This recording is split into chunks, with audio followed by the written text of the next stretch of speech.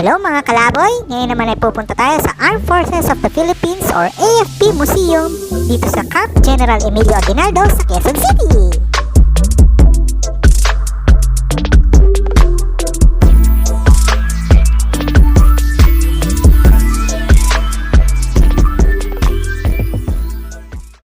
Ito ay located sa bulwagang General T. Enrile Building. Pagpasok mo dito ay bubungad sa iyo ang isang malaking painting. Makikita mo rin dito ang scale model ng building na ito.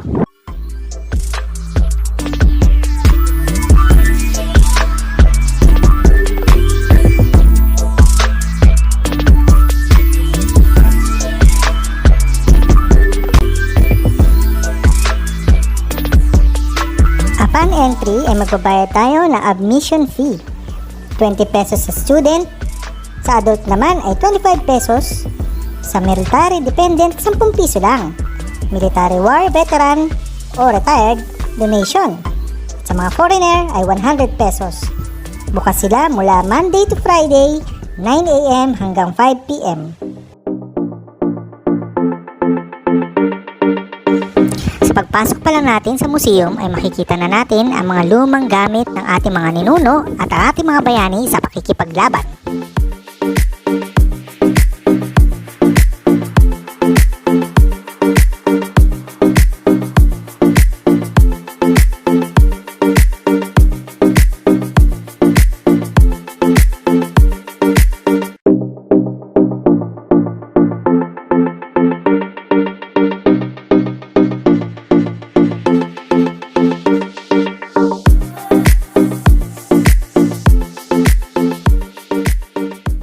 Marami ring makikitang diorama katulad nito.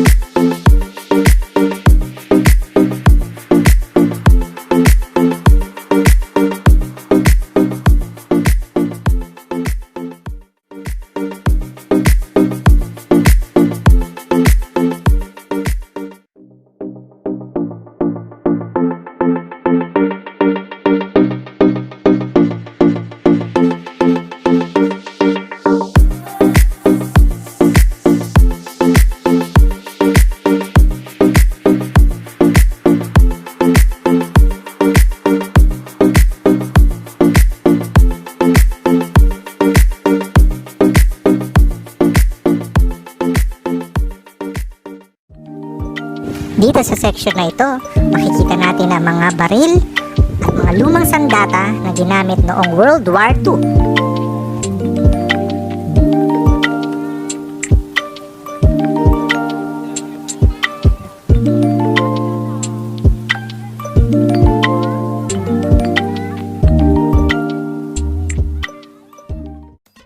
Dito naman sa section na ito, ang paborito ko, makikita ang maliliit na tangke at saka mga aeroplano. Ang gaganda nila. Akala mo sila ay tunay at malalaki, pero maliliit lang sila. Ito naman ang mga airplane na pandigma.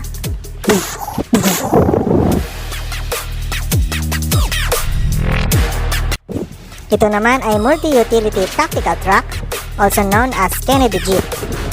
Ito ay ni-restore gamit ang mga authentic parts. Ang section naman na ito ay tribute sa dati nating presidenteng si Fidel Valdez Ramos. Siya ang pang-12 na presidente ng Pilipinas. Namatay siya sa edad na 94 noong year 2022.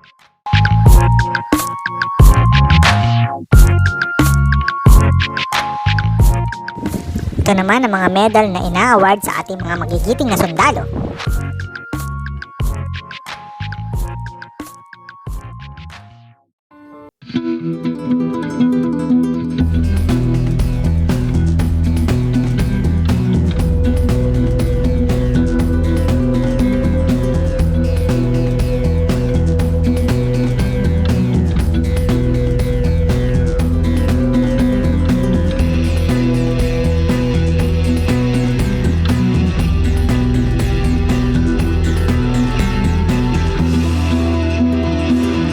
Medal of Valor o Medalya ng Kagitingan. Ito ang highest military honor na ibinibigay sa ating mga sundalo. Ito naman ang Wall of Heroes, the Medal for Valor Awardees. Bago ka umexit ay pwede kang bumili ng mga souvenirs sa AFP Museum.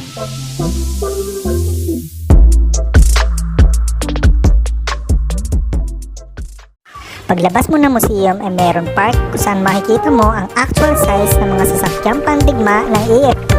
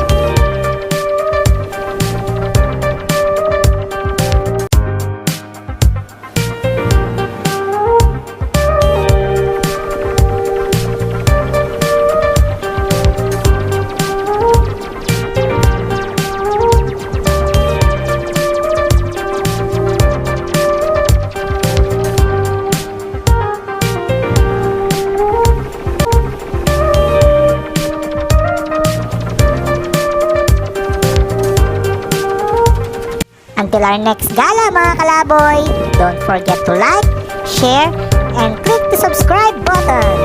Bye! Bye bye bye!